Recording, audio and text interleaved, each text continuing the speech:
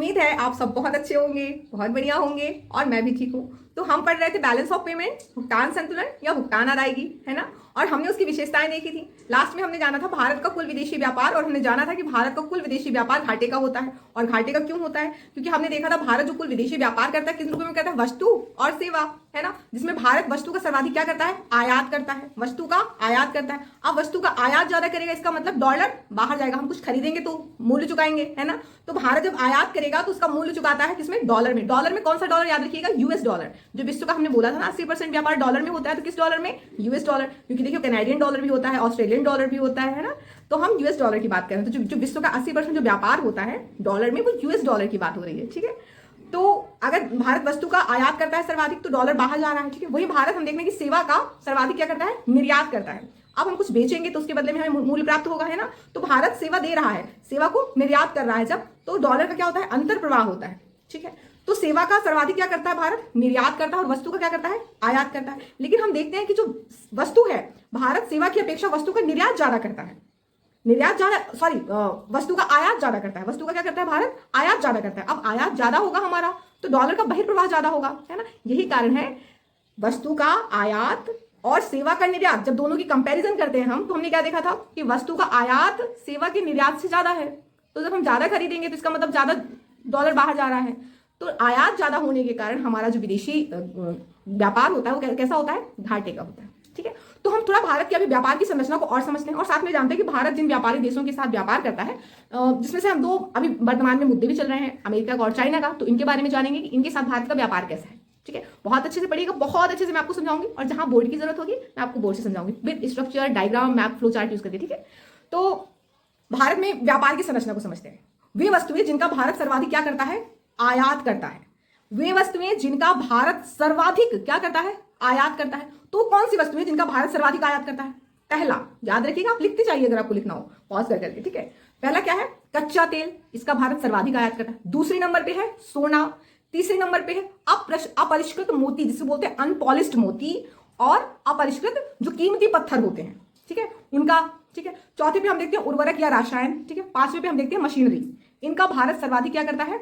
आयात करता है। क्या करता है? आयात करता है। कच्चा तेल, सोना, अपरिष्कृत मोती या कीमती पत्थर, रसायन या उर्वरक कह सकते हैं, दोनों, ठीक है, और मशीनरी, इनका आयात करता है। अब हम देखते हैं वे चीजें जिनका भारत क्या करता है? सर्वाधिक निर्यात करता है। तो पहला क्या है? पेट्रोलियम उत्पाद। भारत कच्चा तेल का आयात करता है और जो कच्चा तेल है उसको परिष्कृत करके यूज करता है, पेट्रोल डीजल को, और जिससे बचता है, जो बचता है उससे पेट्रोलियम उत्पाद बना लेता है। पेट्रोलियम उत्पाद जैसे गैसोलीन, नेफ्था इत्यादि का निर्माण करके बाजार में, इंटरनेशनल बाजार में, अंतरराष्ट्रीय बाजार में उसको बेचता है। तो इसका सबसे बड़ा निर्यातक है किसका? पेट्रोलियम उत्पाद का। हम कच्चा तेल, हम देख रहे हैं कि हम जो आयात करते हैं वो सब क्या है? मशीनों को छोड़ के सारी कच्ची चीजें, है ना। तो हमने क्या किया? पेट्रोलियम उत्पाद, कच्चा तेल को खरीदा और उससे पेट्रोलियम उत्पाद बनाकर उसका निर्यात कर रहे होते हैं। कच्चा तेल के सबसे बड़े आयातक हैं हम, और सबसे बड़े क्या है? निर्यातक भी हैं, है ना। दूसरा हम देखते हैं कि जो अपरिष्कृत, जो हम पत्थर और कीमती पत्थर और मोती खरीद रहे थे, उसको हम क्या करते हैं? परिष्कृत करते हैं, पॉलिश करते हैं। और भारत विश्व के नंबर 1 हीरो की कटाई वाला देश है। सबसे अच्छी हीरो की कटिंग, सबसे अच्छी पॉलिश करता है विश्व में। तो हम क्या करते हैं? जो हम अपरिष्कृत मोती और कीमती पत्थर खरीद रहे होते हैं उनको हम पॉलिश करके, यानी उनको हम परिष्कृत करके, उनको तराश कर बेचते हैं, ठीक है, उनका निर्यात करते हैं। तीसरे पे हम देखते हैं कि सोने का जो आभूषण है, ठीक है, सोने का आभूषण के भारत सबसे बड़ा निर्यातक है, ठीक है। सोना हम खरीदते हैं और फिर हम उसके आभूषण बना के सबसे ज्यादा निर्यात करते हैं, ठीक है। तो ये है हमारा कौन? निर्यातक देशों में हम देख रहे हैं हम सबसे ज्यादा निर्यात क्या करते हैं, ठीक है। कीमती पत्थर में आप हीरा और कीमती पत्थर जो माणिक, मोती इत्यादि होते हैं, ठीक है, उनको रखिएगा। सोने को तीसरे में कर लीजिएगा। अब वे देश जिनका भारत सबसे अधिक क्या करता है? वे देश जिनसे भारत सबसे अधिक क्या करता है? वे देश जिनको भारत सबसे अधिक निर्यात करता है, पहले इसको जानिए। जिनको भारत सबसे अधिक निर्यात करता है, तो भारत सबसे अधिक निर्यात पता है किसको करता है? सबसे ज्यादा भारत निर्यात करता है अमेरिका को, यूएसए को। दूसरे नंबर पे भारत निर्यात करता है यूएई को। तीसरे नंबर पे नीदरलैंड को। हालांकि पहले अभी वित्तीय वर्ष 23-24 से पहले चाइना था, ठीक है, लेकिन अभी तीसरे नंबर पे कौन है? नीदरलैंड। और चौथे नंबर पे है हमारा चाइना, और पांचवें नंबर पे है सिंगापुर, ठीक है। पहले नंबर पे यूएसए, दूसरे नंबर पे यूएई, तीसरे नंबर पे नीदरलैंड, चौथे नंबर पे चाइना और पांचवें नंबर पे सिंगापुर। भारत सबसे बड़ा है निर्यातक है इन देशों का, ठीक है। यानी भारत सबसे ज्यादा जिन्हें निर्यात करता है ये उन देशों की सूची है, ठीक है। अब वे देश जानते हैं जिनसे भारत सबसे ज्यादा आयात करता है, ठीक है। तो पहले नंबर पे आता है हमारा चाइना, ठीक है। दूसरे नंबर पे आता है रूस। इससे पहले दूसरे नंबर पे कौन था? यूएई था, लेकिन अब रूस है, ठीक है। तो पहले नंबर पे चाइना है, जिनसे भारत आयात करता है सबसे ज्यादा, जिन देशों से, तो उनका हम क्रम बता रहे हैं आपको। तो पहले नंबर पे चाइना है, दूसरे नंबर पे कौन है, रूस है, तीसरे नंबर पे यूएई है, और चौथे नंबर पे हमारा कौन है, अमेरिका है। तो हमने देखा कि भारत सबसे ज्यादा निर्यात किसको कर रहा है, अमेरिका को कर रहा है। तो हम समझते हैं भारत और अमेरिका का द्विपक्षीय व्यापार, बायलिटरल ट्रेड हम समझते हैं किसका, भारत का और अमेरिका का। क्यों? क्योंकि भारत सबसे ज्यादा तो निर्यात अमेरिका को कर रहा है, तो हम इसका द्विपक्षीय व्यापार समझते हैं।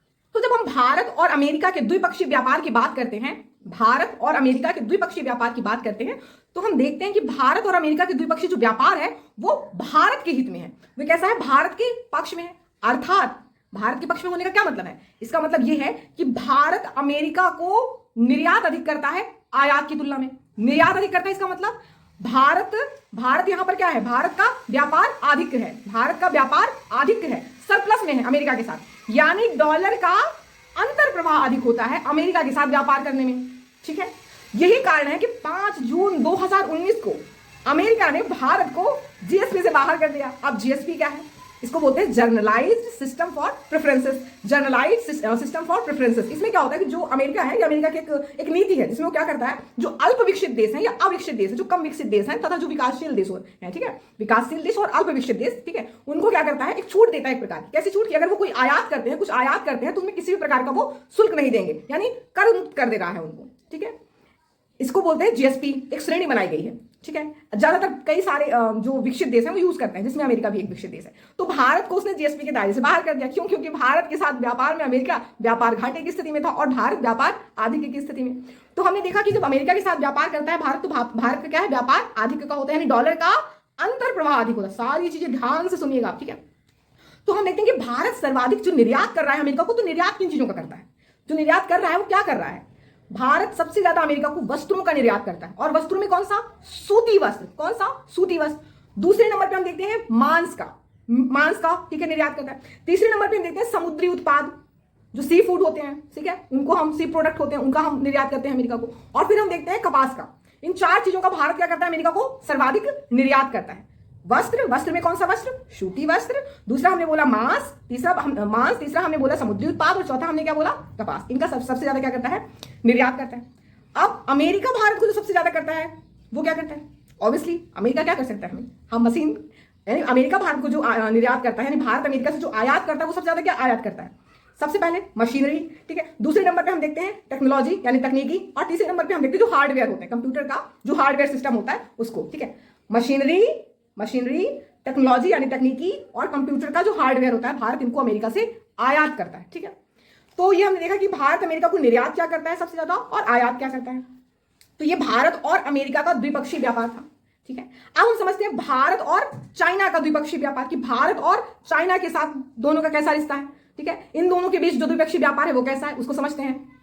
तो जब हम भारत और चीन के बीच व्यापार की बात करते हैं, तो भारत और चीन के बीच जो व्यापार होता है, तो जो व्यापार है वो चीन के पक्ष में होता है, यानी भारत चीन से आयात अधिक करता है और उसको निर्यात कम कर पाता है। दूसरे तरीके से अगर कहें तो चाइना भारत को निर्यात ज्यादा करता है, आयात कम करता है। ठीक है, इसका मतलब हम चाइना से ज्यादा खरीद रहे हैं तो डॉलर जा रहा है।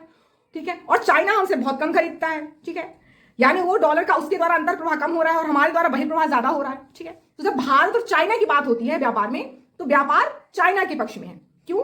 क्योंकि भारत को चाइना निर्यात ज्यादा करता है, आयात कम करता है। दूसरे शब्दों में कहें तो भारत चीन से आयात ज्यादा करता है, निर्यात कम करता है। और अगर हम वित्तीय वर्ष 2022-23 के अगर आंकड़े देखें तो हम देखते हैं कि $80 बिलियन का घाटा था भारत को चाइना के साथ। ठीक है, यानी भारत को 80 बिलियन का अगर घाटा है तो चाइना को उतने का क्या है, प्रॉफिट है।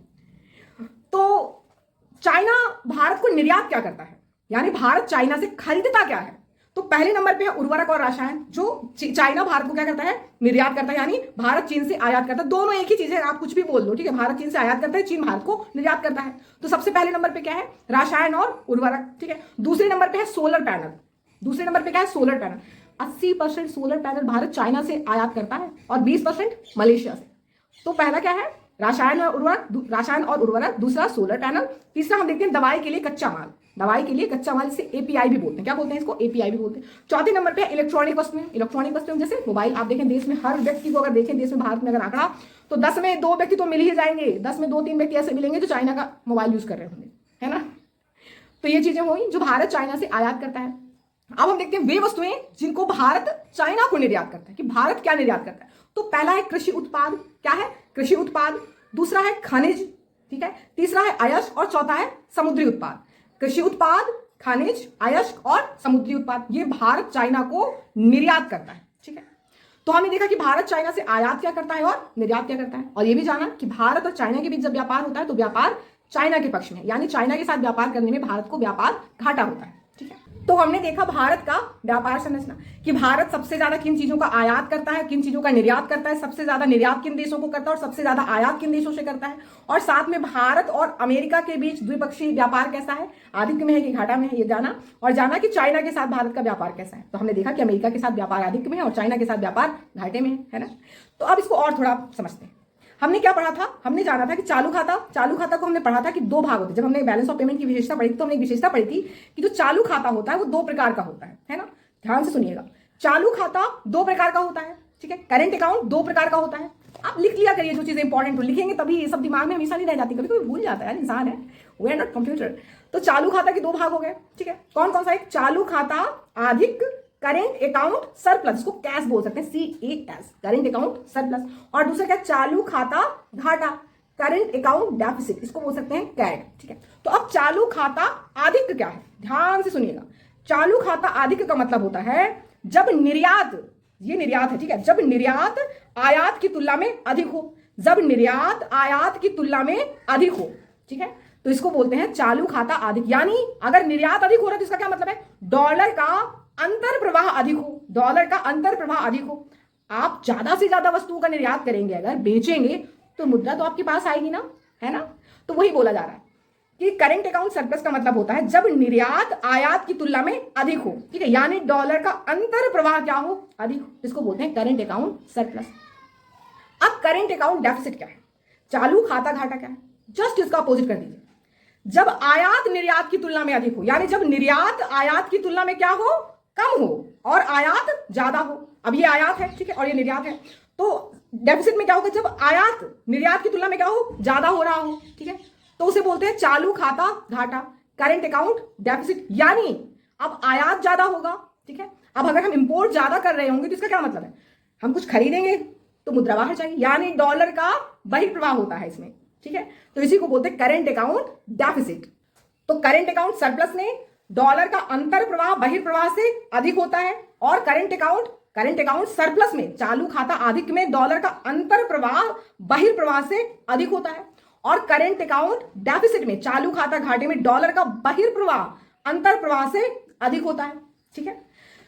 तो जो भारत है, तो भारत का चालू खाता अधिकांशतः घाटे का ही होता है, ठीक है। कोरोना में नहीं था क्योंकि हमने बहुत ज्यादा निर्यात कर दिया था। तो भारत का चालू खाता अधिकांशतः इसीलिए बोला गया, हमेशा इसलिए नहीं बोला गया क्योंकि कभी कभी नहीं होता और वो रेयर केसेस होते हैं, लेकिन अधिकांशतः भारत का जो खाता है चालू खाता वो हमेशा घाटे का होता है, ठीक है। अब चालू खाता घाटे का होगा तो इसका क्या मतलब है? राजकोषीय घाटा भी होगा, क्योंकि राजकोषीय खाता और जो चालू खाता दोनों जुड़वा खाते कहे जाते हैं, तो एक का कम होना दूसरे का कम होना होता है, ठीक है। दूसरा क्या है कि चालू खाता घाटा हमेशा जीडीपी के प्रतिशत के रूप में व्यक्त किया जाता है, याद रखिएगा, चालू खाता घाटा हमेशा जीडीपी के प्रतिशत के रूप में व्यक्त किया जाता है, और चालू खाता घाटा अधिकतम जीडीपी का कितना हो सकता है? 3% होना चाहिए। इससे ज्यादा हुआ तो बहुत बुरी कंडीशन है। इसका मतलब चालू खाता घाटा हमेशा जीडीपी के प्रतिशत के रूप में व्यक्त किया जाता है, और चालू खाता घाटा जो है वो अधिकतम जीडीपी का 3% होना चाहिए। जीडीपी जितनी हो उसका 3% आप निकाल लीजिए, कितना होना चाहिए। इससे ज्यादा अगर हो रहा तो बहुत बुरी कंडीशन है, ठीक है।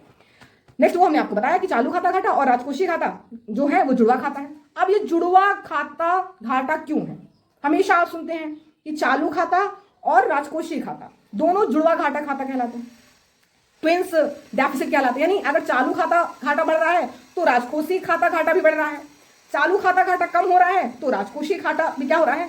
कम हो रहा है। अब कैसे ये हो रहा है? देखिए आप बोर्ड में समझिए, बहुत आराम से समझिएगा, बहुत अच्छे से आपको समझ में आएगा। तो हमने कहा कि अगर राजकोषीय घाटा बढ़ रहा है, ठीक है, तो हमारा चालू खाता घाटा भी क्या हो रहा है? बढ़ता है। वहीं अगर हमारा राजकोषीय घाटा कम हो रहा है तो हमारा चालू खाता घाटा भी क्या होता है? कम होता है। आप इसी को उलट दीजिए, ठीक है। यानी अगर आपका चालू खाता घाटा बढ़ रहा है तो राजकोषीय घाटा बढ़ रहा है, अगर आपका चालू खाता घाटा कम हो रहा है तो आपका राजकोषीय घाटा भी क्या हो रहा है? कम हो रहा है, ठीक है। तो अब देखिए इसको समझिए, ये बहुत ऐसा अगर आप समझेंगे ना स्ट्रक्चर बना के तो बहुत अच्छी चीजें आसान हो जाती है और आप आसानी से कनेक्ट कर पाएंगे। जब यूपीएससी घुमा के आपसे पूछेगा ना तो आप इन्हीं ये जो चार्ट्स होते हैं ना इनसे आप डिस्कशन कर सकते हैं खुद से, बहुत अच्छे से क्लियर कर सकते हैं। ठीक है, देखिए अगर राजकोषीय घाटा बढ़ रहा है, फिजिकल डेफिसिट बढ़ रहा है, इसका क्या मतलब है? सरकार खर्च में वृद्धि कर रही है, सरकार खर्च में वृद्धि कर रही है। ठीक है, सरकार खर्च में वृद्धि कर रही है, इसका क्या मतलब है? बाजार में तरलता बढ़ेगी। अब बाजार में तरलता क्यों बढ़ रही है भाई? क्योंकि हम जानते हैं सरकार कहाँ खर्च करेगी, सरकार लोक कल्याणकारी कार्यक्रमों में खर्च करेगी, आधारभूत संरचनाओं में खर्च करेगी, है ना, इन्हीं में तो खर्च करेगी सरकार। तो सरकारी खर्च में वृद्धि का मतलब बाजार में तरलता में वृद्धि। अब बाजार में तरलता में वृद्धि का मतलब मांग, भाई सरकार लोक कल्याणकारी कार्यक्रमों में खर्च करेगी, नई नई स्कीमें चलाएगी, लोगों को रोजगार प्राप्त होगा, उनके पास धन आएगा, तो क्या होगा? मांग बढ़ेगी। हमारे पास धन ज्यादा होगा तो हम डिमांड करेंगे, तो मांग बढ़ेगी। मांग अगर बढ़ेगा तो आयात भी क्या होगा? बढ़ेगा। आयात क्यों बढ़ेगा? क्योंकि जरूरी नहीं कि मांग के सापेक्ष हम आपूर्ति कर पाए, तो हमें आयात भी करना होगा उसको पूर्ति के लिए। ठीक है, अगर आयात बढ़ेगा तो हमारा चालू खाता घाटा स्वतः बढ़ जाएगा, करेंट अकाउंट डेफिसिट बढ़ जाएगा। क्यों? क्योंकि डॉलर का बहिर्प्रवाह हो रहा है। आयात होगा तो डॉलर जाएगा बाहर, हम कुछ खरीदेंगे तो डॉलर बाहर जाएगा, है ना, आयात कर रहे हैं तो इसका मतलब हमारा चालू खाता घाटा क्या हो रहा है? बढ़ रहा है। ठीक है, अगर अब इस रेशियो को आप उलट दीजिए, मतलब आप देखिए कि आपका चालू खाता घाटा क्या हो रहा है? बढ़ रहा है। चालू खाता घाटा बढ़ रहा है, इसका मतलब आयात आपका बढ़ा है। आयात बढ़ने का मतलब डॉलर का बहिर्प्रवाह बढ़ा है, डॉलर बाहर गया है, डॉलर का आउटफ्लो हुआ है। इसका मतलब रुपए का मूल्य ह्रास में वृद्धि हुई है, रुपए के मूल्य ह्रास में वृद्धि हुई। भाई डॉलर बाहर जाएगा बाजार से तो बाजार में रुपए रुपए रहेगा। अब जो चीज रह जाती है उसके मूल्य में तुलनात्मक कमी आ जाती है। ठीक है, डॉलर चला गया तो बाजार में रुपए रुपए है मार्केट में। अब तो रुपए की मात्रा ज्यादा होगी, रुपए की अधिकता हो जाने से क्या हो जाएगा? फिर रुपए के मूल्य में कमी आएगी, उसका मूल्य ह्रास हो जाएगा। यानी पहले कोई चीज अगर 10 रुपए में मिलती थी, ठीक है, तो अब उसी चीज के लिए हमें 20 रुपए खर्च करने पड़ रहे हैं, 15 रुपए खर्च करने पड़ रहे हैं। यानी चीज वही है लेकिन अब ज्यादा कीमत देनी पड़े। इसका मतलब रुपए के मूल्य में कमी आ गई है। इसका मतलब मुद्रास्फीति में वृद्धि हुई है। अब मुद्रास्फीति बढ़ेगी, इन्फ्लेशन बढ़ेगा तो क्या होगा? आरबीआई संकुचित मौद्रिक नीति का क्या करेगी? उपयोग करेगी। संकुचित मौद्रिक नीति में क्या करती है आरबीआई? ब्याज दरों को महंगा कर देगी। अब अगर आरबीआई उधार का ब्याज दर बढ़ा देगी तो ब्याज दर बढ़ाएगी अगर, तो हम जानते हैं कि सिर्फ देने वाले में ब्याज दर नहीं महंगा होता, नहीं जो बैंक उधार देते उस वो वाला ब्याज दर बस महंगा नहीं होता, जमा में भी वृद्धि करता है जो जमा किया होता है। तो अगर ब्याज दर महंगा होगा तो लोग क्या करेंगे? लोग लेने के बजाय जमा करना पसंद करेंगे बैंकों में। ठीक है, तो जो लोग बॉन्ड में निवेश करते थे वो बॉन्ड में निवेश ना करके कहां जमा करेंगे अपना धन? बैंकों में जमा करेंगे। एक तो रिस्क नहीं हो रहा है, ज्यादा रिस्क नहीं होता है यहाँ पे, दूसरी चीज ब्याज अच्छा खासा उन्हें मिल रहा है। तो बॉन्डों के मूल्य में क्या हो जा रही है? कमी हो रही है। क्यों हो रही है? क्योंकि बॉन्ड की डिमांड कम हो रही है। डिमांड क्यों कम हो रही है? क्योंकि बैंकों ने ब्याज दर बढ़ा दिया। अब बैंकों का ब्याज दर बढ़ने से बॉन्ड की डिमांड कम हो गई क्योंकि लोगों ने बैंकों में जमा किया, क्योंकि उन्हें अधिक ब्याज वहां मिल रहा है। तो ये क्या हो रहा है? ब्याज जो बैंक ने अपना ब्याज दर बढ़ा दिया तो ब्याज दर बढ़ाने से लोगों ने बैंक से लोन लेना तो बंद कर दिया, लोन लेना कम कर दिया क्योंकि वहां भी महंगा हो रहा है। लोगों ने लोन लेने के बजाय जमा करना, जो जिनको जमा करना होता है, बॉन्ड में निवेश करना होता है, तो निवेशक वहां चला जा रहा है। ठीक है, तो इस प्रकार आरबीआई संकुचित मौद्रिक नीति का उपयोग कर रहा है, तो दो काम कर रहा है। इसका मतलब उधार की ब्याज दरों में वृद्धि कर रहा है और यानी लोग आकर वहां पे जमा भी करेंगे। जमा करेंगे तो क्या होगा? बॉन्ड के डिमांड कम होगी, डिमांड कम होगी तो उसका मूल्य कम होगा, मूल्य कम होगा तो बॉन्ड का यील्ड, उसका जो रिटर्न है वो क्या हो जाएगा? बढ़ जाएगा। यानी ब्याज दर में वृद्धि होने से क्या होगा? बॉन्ड के यील्ड में भी क्या होगी? वृद्धि होगी। बॉन्ड के यील्ड में वृद्धि होने का क्या मतलब है? सरकार का खर्च बढ़ रहा है। सरकारी खर्च बढ़ने का मतलब राजकोषीय घाटे में वृद्धि हो रही है। देखिए हर चीज आपस में रिलेटेड है।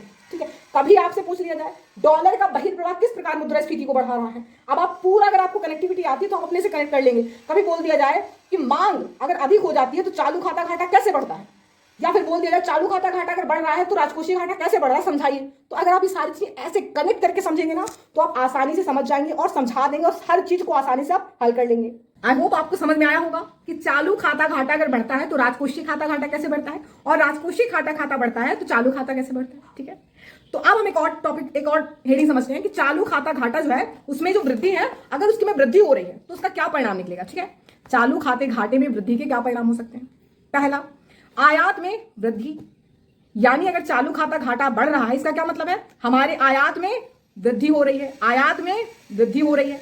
दूसरा, डॉलर का बहिर्प्रवाह हो रहा है, यानी डॉलर के बहिर्प्रवाह में क्या हो रही है? वृद्धि हो रही है। एक मिनट, ठीक है, तो डॉलर के बहिर्प्रवाह में क्या हो रही है? वृद्धि हो रही है। तीसरा, हम देख रहे हैं हमारे फॉरेक्स में कमी आ रही है। भाई डॉलर का बहिर्प्रवाह होगा तो फॉरेक्स में तो कमी आएगी, विदेशी मुद्रा भंडार जो है उसमें तो कमी आएगी। ठीक है, तो फॉरेक्स में कमी आ रही है। ये किसका हम बता रहे हैं? चालू खाते घाटे में वृद्धि का परिणाम बता रहे हैं कि अगर चालू खाते घाटे में वृद्धि हो रही है तो उसका क्या परिणाम है? यानी आयात में वृद्धि हो रही है, डॉलर का बहिर्प्रवाह हो रहा है, फॉरेक्स में कमी आ रही है और आयात आवरण में भी कमी आ रही है, यानी इंपोर्ट कवर में भी कमी आ रही है। राजकोषीय घाटे में भी क्या हो रही है, वृद्धि हो रही है। चालू खाता घाटा बढ़ रहा है तो राजकोषीय घाटे में भी वृद्धि हो रही है। सरकारी उधार में भी क्या हो रही है, वृद्धि हो रही है। अब सरकारी उधार में वृद्धि हो रही है, इसका मतलब रुपए के मूल्य ह्रास में वृद्धि हो रही है। डॉलर बाहर जाएगा तो रुपए का मूल्य ह्रास अपने आप हो रहा है, तो डॉलर रुपए के मूल्य ह्रास में भी क्या हो रही है, वृद्धि हो रही है। रुपए का मूल्य ह्रास का मतलब मुद्रास्फीति में वृद्धि हो रही है। ठीक है, अब चालू खाता घाटा जो है, चालू खाता घाटा, उसका भारतीय अर्थव्यवस्था पे सकारात्मक और नकारात्मक प्रभाव अगर आपसे पूछा जाए तो आप क्या बोलेंगे? अगर आप बोलेंगे कि चालू खाता घाटे में कमी अच्छा है, यानी इसको कम करा जाए, तो इसका मतलब सरकार अपने खर्च में कमी करे। तो सरकार खर्च कहाँ कर रही है? सरकार तो लोक कल्याणकारी कार्यक्रमों में खर्च कर रही है। इसका मतलब आप चाहते हैं कि सरकार लोक कल्याणकारी कार्यक्रमों में खर्च ना करे, आपको फंसा दिया जाएगा। फिर आप बोलेंगे नहीं नहीं इसमें वृद्धि अच्छी है, तो अच्छा अर्थव्यवस्था में घाटे में जा रही है, ये घाटे में जा रहा है, अगर जीडीपी का 3% से ज्यादा हो जा रहा है तो अर्थव्यवस्था क्या हो जाएगी, कुचक्र में फंस जाएगी, और आप बोलें इसमें वृद्धि अच्छा है, तो आप क्या बोलेंगे? आप बोलेंगे चालू खाता घाटे में जो वृद्धि है उसका जो सकारात्मक और नकारात्मक पक्ष अगर आपसे पूछा जाए तो आप बोलेंगे ना तो इसकी वृद्धि अच्छी है, यानी चालू खाते घाटे में ना वृद्धि अच्छी होती है और ना कमी अच्छी होती है। ये परिस्थिति पे डिपेंड करता है। परिस्थिति पे कैसे? यानी ये देखना होगा कि आखिर हम देख रहे हैं कि हमारा आयात होने के कारण चालू खाते घाटे में वृद्धि हो रही है, डॉलर के बहिर्प्रवाह के कारण हो रही है, सरकारी खर्च के कारण हो रही है ना। तो इसका मतलब हमें ये देखना होगा कि जो हम आयात कर रहे हैं वो किन चीजों का आयात कर रहे हैं। कहीं ऐसा तो नहीं हम कंजम्पशन वाली चीजों का कर रहे हैं, ऐसी चीजों को तो नहीं कर रहे हैं जिनसे उत्पादन ही ना हो रहा हो, जो हम एक बार यूज कर रहे हो लेकिन उससे प्रोडक्टिविटी ना हो आ रही हो, संपत्ति का निर्माण ना हो रहा हो। तो हम देखते हैं कि सबसे ज्यादा हम किसका आयात करते हैं? कच्चा तेल का आयात करते हैं, माणिक मोती इत्यादि का आयात करते हैं, जिनका हम सबसे ज्यादा खपत करते हैं। तो अगर इन पे खर्च किया गया है सरकार द्वारा, इसके कारण, इनके आयात के कारण चालू खाते घाटे में वृद्धि हुई है, तो बेशक ये नकारात्मक इसका प्रभाव है। लेकिन अगर सरकार मशीनरी, तकनीकी, हार्डवेयर जो है, टेक्नोलॉजीज के, कंप्यूटर की, अगर इनमें खर्च कर रही है तो इससे क्या होगा? आधारभूत संरचना में खर्च कर रही है, तो इससे क्या होगा? हम देखेंगे कि दीर्घकाल में, लंबे समय बाद इससे क्या होगा? उत्पादन होगा, समृद्धि दर बढ़ेगी। तो यहां पे चालू खाते घाटे में वृद्धि क्या है? सकारात्मक है। तो ये परिस्थिति के ऊपर डिपेंड करता है कि चालू खाता घाटा किस कारण से बढ़ रहा है। ठीक है, तो आपने जाना कि चालू खाता घाटा का बढ़ना अच्छा है कि नहीं, और चालू खाते घाटे में अगर वृद्धि हो रही है तो उसका क्या परिणाम हो सकता है, उसका क्या परिणाम है। ठीक है, तो अब एक और चीज समझते हैं कि चालू खाता घाटे का वित्तीयन, financing of current account deficit. चालू खाता घाटे का वित्तीयन का स्रोत कोई आपसे पूछे कि चालू खाते घाटे के वित्तीयन का स्रोत क्या है, तो आप क्या बोलेंगे? चालू खाता घाटे के वित्तीयन का स्रोत पूंजी खाता का आधिक्य होता है, पूंजी खाता का आधिक्य होता है। यानी अगर चालू खाता आपका घाटे में है और पूंजी खाता आपका सरप्लस में है, अधिकता है उसकी, आधिक्य में है, तो उसकी पूर्ति, जो चालू खाता घाटा है उसकी पूर्ति हम पूंजी खाते के आधिक्य से कर लेते हैं। अब मान लीजिए कि आपका पूंजी खाता आधिक्य में नहीं है, तब क्या करेंगे? यानी अगर आपका चालू खाता सपोज मान लीजिए कि 20 रुपए का है, ठीक है, वही आपका पूंजी खाता आधिक्य 20 है और चालू खाता घाटा 10 है, तो हम जान रहे हैं पूंजी खाता आधिक्य 20 है तो 10 रुपए इधर दे देगा तो बैलेंस हो जा रहा है ना। लेकिन अगर पूंजी खाता आधिक्य में ना हो तब क्या होगा? तब चालू खाता घाटे की पूर्ति कौन करेगा? उसका स्रोत क्या होगा? अगर पूंजी खाता आधिक्य में ना हो तो दूसरे नंबर पे फॉरेक्स से इसकी पूर्ति होगी। ठीक है, हम फॉरेक्स का उपयोग करेंगे चालू खाता घाटे को पूरा करने में। अगर फॉरेक्स भी पर्याप्त ना हो तो फिर क्या करेंगे? हम आईएमएफ से, इंटरनेशनल मॉनेटरी फंड से उधार लेंगे और आईएमएफ हमें गैर रियायती उधार देगा, जिससे हमारा चालू खाता घाटा क्या हो? अनुकूल हो जाए। ठीक है, कैसा हो? संतुलित हो जाए या अनुकूल बनाया जा सके। और याद रखिएगा आईएमएफ अपने सदस्य देशों को ही क्या देता है? उधार देता है। और चालू खाता घाटे की स्थिति में कैसा उधार देता है? गैर रियायती। गैर रियायती का मतलब होता है ब्याज लेता है, रियायती में क्या होता है? ब्याज नहीं लेता। ठीक है, तो गैर रियायती उधार देता है कौन? बाद में आईएमएफ। तो आप इनको क्रम में याद रखिएगा। चालू खाता घाटे को पूरा करने का अगर स्रोत कभी आपसे पूछ लिया जाए तो तीनों को याद रखिएगा। पहला क्या है? पूंजी खाते का आधिक्य, दूसरा क्या है? फॉरेक्स, तीसरा क्या है? आईएमएफ से उधार। ठीक है, आप इसको थोड़ा और अच्छे से समझिए कि मैंने बोर्ड में आपको समझाया ताकि आप और अच्छे से समझ जाइए इसको। तो हमने कहा कि चालू खाता घाटे के वित्तीयन का स्रोत पूंजी खाता का आधिक्य होता है। यदि पूंजी खाता आधिक्य चालू खाते घाटे को पूरा करने में अपर्याप्त है तो फॉरेक्स का उपयोग होता है, तथा फॉरेक्स के अपर्याप्त होने पर आईएमएफ से उधार लिया जाता है, जिससे भुगतान संतुलन को अनुकूल बनाया जा सके। अब भुगतान संतुलन को अनुकूल बनाने का क्या मतलब? देखिए, भुगतान संतुलन जो होता है, बैलेंस ऑफ पेमेंट, ठीक है, का अनुकूल और प्रतिकूल होने का क्या मतलब है? देखिए, इसका क्या मतलब होता है बैलेंस ऑफ पेमेंट का अनुकूल और प्रतिकूल होने का? इसका मतलब आप यहां पर देखिए, सीएडी कैड मतलब करेंट अकाउंट डेफिसिट, चालू खाता घाटा, ठीक है, की पूर्ति कौन कर रहा है? पूंजी खाते का आधिक्य कर रहा है इसकी पूर्ति। ठीक है, तो आप एग्जांपल लीजिए कि आपका करंट अकाउंट डेफिसिट, ये माइनस क्या दर्शा रहा है, आपका डॉलर का बहिर्प्रवाह, डॉलर का बहिर्प्रवाह यानी आयात हमने ज्यादा किया, ठीक है। हमने आपको पिछली क्लास में बताया था कि माइनस का मतलब होगा डॉलर का बहिर्प्रवाह, ठीक है। तो करंट अकाउंट डेफिसिट का मतलब है डॉलर का बहिर्प्रवाह हो रहा है, ठीक है। पूंजी खाता अधिक का मतलब, यहाँ प्लस का मतलब हो रहा है डॉलर का अंतर्प्रवाह। आप दोनों को जोड़ दीजिए, तो अगर प्लस आ रहा है, प्लस मतलब डॉलर का अंतर्प्रवाह ज्यादा हो रहा है, तो बैलेंस ऑफ पेमेंट यानी भुगतान संतुलन आपके अनुकूल है। ऐसे समझिए कि मान लीजिए कि आपका चालू खाता घाटा 10 रुपए का है, ठीक है। 10 रुपए का आपका चालू खाता घाटा है, ठीक है, यानी -10, ठीक है। डॉलर 10 रुपए का आपका बाहर चला गया। और वही पूंजी खाता घाटा, पूंजी खाता क्या है आपका अधिक में, यानी 20 रुपए का है आपका, ठीक है। आप दोनों को हम बोल रहे हैं जोड़ दीजिए, ठीक है। जोड़ने पे क्या आ रहा है, एक प्लस और एक माइनस, तो जुड़ेगा तो क्या हो जाएगा, 10 का प्लस आ जाएगा, है ना। यानी 10 रुपए हमारे एक्स्ट्रा आ रहे हैं, बच रहे हैं, किसका, प्लस का, यानी आ रहे हैं 10 रुपए एक्स्ट्रा, यानी हमारा पूंजी खाता जो है वो अधिक में है, ठीक है। इसका मतलब बैलेंस ऑफ पेमेंट आपके अनुकूल है, यानी आप जो निर्यात कर रहे हैं और जो आयात कर रहे हैं उसमें आपको प्रॉफिट हो रहा है, यानी बैलेंस ऑफ पेमेंट भुगतान संतुलन आपके अनुकूल है। दूसरा कंडीशन देखिए, अगर करंट अकाउंट डेफिसिट, ठीक है, और कैपिटल अकाउंट सरप्लस यानी पूंजी खाता अधिक। अब इन दोनों में इस देखिए, करंट अकाउंट डेफिसिट मान लीजिए अब यहाँ पर 20 है, ठीक है। पूंजी खाता घाटा आपका -20 हो गया, यानी -20 का हमने डॉलर बाहर गया -20, ठीक है। और अब current account capital account surplus यानी पूंजी खाता अधिक आपका 10 का है, ठीक है। यानी आपने 20 रुपए की चीज खरीदी, ठीक है, और 10 रुपए की चीज बेची, ठीक है। तो 20 रुपए की चीज खरीदी तो 20 रुपए आपके चले गए जेब से, और 10 रुपए आपने बेची तो 10 रुपए आपके पास आ गए। अब दोनों को अगर आप देखें तो क्या घटाने पे कितना आ रहा है आपका, 10 आ रहा, ठीक है। और किसका 10 आ रहा है, माइनस का 10 आ रहा है, यानी आपको 10 रुपए का लॉस हो, यानी आप 10 रुपए का कम बेच पाए, आपसे खरीदने वाले ने आपको ज्यादा बेच के चला गया, यानी आप निर्यात कम कर पाए, आयात आपने ज्यादा कर लिया। इसका मतलब आपका डॉलर का बहिर्प्रवाह हो गया, ठीक है। इसका मतलब भुगतान संतुलन आपके प्रतिकूल हो गया। तो हमने चालू खाता घाटे के वित्तीयन का स्रोत जान लिया। अब हम जानते हैं कि चालू खाता घाटे को कम करने के उपाय, वही उपाय होंगे जो चालू खाता घाटे के वृद्धि के कारण है, वही अपने आप में उपाय है। तो चालू खाता घाटे को कम करने के उपाय क्या हो सकते हैं। पहला कारण तो हो सकता है कि हम अपने निर्यात में वृद्धि कर दें, निर्यात में वृद्धि करें, इससे क्या होगा, डॉलर का अंतर प्रभाव बढ़ेगा। याद रखना, कोई भी चीज आपको बोली जाए, कोई भी ऑप्शन दिया जाए कि क्या चालू खाते घाटे में किससे वृद्धि की जा सकती है, और ऑप्शन दे दिया जाए निर्यात में वृद्धि करके, आयात में वृद्धि करके, तो आपको सिर्फ एक चीज याद रखनी है, वो क्या है, आप ये देखेंगे कि डॉलर का अंतर प्रवाह किससे हो रहा है और बहिर्प्रवाह किससे हो रहा है। यानी डॉलर आ किससे रहा है, किन कार्यों से, और डॉलर जा किन कार्यों से रहा है, जिनसे जा रहा है डॉलर अगर बाहर जा रहा है, उसका आउटफ्लो हो रहा है डॉलर का, तो आपका चालू खाता घाटा क्या हो जाएगा, बढ़ जाएगा। डॉलर का अगर अंतर प्रवाह हो रहा है, इनफ्लो हो रहा है, तो चालू खाता घाटा क्या हो जाएगा आपका, कम हो जाएगा। तो अगर हम निर्यात में वृद्धि कर दें, अपने निर्यात में वृद्धि कर दें, अगर हम चीजें ज्यादा बेचे भारत, तो डॉलर का इनफ्लो होगा, डॉलर आएगा, है ना। तो इससे क्या हो रहा है, डॉलर का अंतर प्रवाह हो रहा है, इसका मतलब चालू खाता घाटा कम हो रहा है। चालू खाता घाटा कम करने का पहला उपाय निर्यात में वृद्धि करके। आप बोल सकते हैं हम आयात को भी तो कम कर सकते हैं, डॉलर को बाहर जाने से भी तो रोक सकते हैं। नहीं, हमें आयात नहीं कम करना। आप ये नहीं लिखेंगे कि आयात को कम करके, क्यों, क्योंकि हम आयात महत्वपूर्ण चीजों का करते हैं। हम कच्चा तेल जो सबसे ज्यादा जरूरी है, अपरिष्कृत मोती, सोना, इन चीजों का आयात करते हैं और उनको हम बनाकर बेचते भी तो हैं। हम देख रहे हैं कि सोने में तीसरे नंबर का निर्यातक है, जो अनपॉलिश्ड है, अपरिष्कृत मोती है, जो कीमती पत्थर है, उसमें दूसरे नंबर का निर्यातक है भारत। तो इनमें कमी नहीं करनी, ठीक है। तो हमें क्या करना है, अपने निर्यात में वृद्धि करना है, आयात को नहीं कम करना। हम आवश्यक चीजों का ही आयात करते हैं, कच्चे माल का आयात करते हैं। तो पहला निर्यात में वृद्धि करके, इससे क्या होगा, डॉलर का अंतर प्रभाव होगा। दूसरा, रुपए के अवमूल्यन या मूल्य ह्रास के द्वारा। अवमूल्यन मतलब होता है डिवैल्यूएशन, जब जानबूझकर रुपए के मूल्य में कमी आती है, ठीक है। और मूल्य ह्रास क्या होता है, इसको बोलते हैं डेप्रिसिएशन, जब बाजार की शक्तियों द्वारा डॉलर के मुकाबले रुपए के मूल्य में स्वतः कमी आ जाती है, ठीक है, तो उसको बोलते हैं मूल्य ह्रास। और जब जानबूझकर किया जाता है कमी, तो उसको बोलते हैं अवमूल्यन। तो रुपए के मूल्य ह्रास या अवमूल्यन के द्वारा भी क्या कर सकते हैं, हम चालू खाता घाटे को कम कर सकते हैं। तीसरा, हम देखते हैं कि रुपए के मूल्य ह्रास से क्या होता है, हमारा निर्यात बढ़ जाएगा, है ना। तीसरा, हम देखते हैं कि विदेशी निवेश में क्या कर सकते हैं, हम वृद्धि कर सकते हैं। अगर एफडीआई एफपीआई आएगा हमारे देश में ज्यादा से ज्यादा, इसका मतलब डॉलर आ रहा है, विदेशी निवेश आ रहा है देश में, है ना। नेक्स्ट हम देखते हैं कि राजकोषीय घाटे में कमी करके, राजकोषीय खाते में कमी करके। अगर राजकोषीय खाते में कमी हो रही है, क्योंकि तो चालू खाता घाटा अपने आप कम होगा, क्योंकि चालू खाता घाटा और राजकोषीय खाता घाटा दोनों जुड़वा खाता घाटा होते हैं, है ना, ट्विन डेफिसिट होते हैं। नेक्स्ट और क्या उपाय है चालू खाता घाटे को कम करने के लिए, जैसे जो ईसीबी है, एक्सटर्नल कॉमर्शियल जो बोरोइंग है, जो विदेशी ऋण हमने पढ़ा था ना, उसमें हमने 2 भागों में बांटा था, चालू खाता घाटा और पूंजी खाता, चालू खाता और पूंजी खाता। पूंजी खाता को भी हमने 3 भागों में बांटा था। एक हमने विदेशी ऋण बांटा था, विदेशी ऋण में हमने देखा था कि एक निजी कंपनियां ऋण लेती हैं और एक सरकार द्वारा जो ऋण लिया जाता है।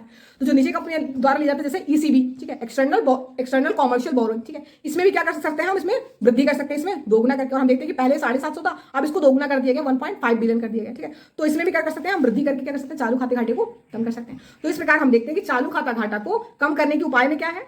सबसे पहले हमने बात बोली थी कि डॉलर का अंतर प्रवाह होना चाहिए, ठीक है। तो जो भी कार्य डॉलर के अंतर प्रवाह को बढ़ावा दे रहे हैं, वो चालू खाते घाटे में कमी कर रहे हैं, है ना। दूसरा, हमने देखा कि सरकार को अपने राजकोषीय खाता घाटे में कमी करनी चाहिए। तीसरा, हमने देखा कि रुपए के अवमूल्यन और मूल्य ह्रास के द्वारा, ठीक है। तो इस प्रकार डॉलर का अंतर प्रवाह, कैड यानी करंट अकाउंट डेफिसिट को कम करेगा और डॉलर का बहिर्प्रवाह कैड यानी करंट अकाउंट डेफिसिट को क्या करेगा, बढ़ाएगा। ठीक है, अब आप थोड़ा चालू खाता घाटे की आपने दृश्य मदें जान ली। ठीक है, अब इनकी अदृश्य मदें जानी। हमने चालू खाता घाटे की दो मदों में बांटा था, चालू खाता दो मदों में हमने बांटा था, एक दृश्य मद और एक अदृश्य मद, है ना।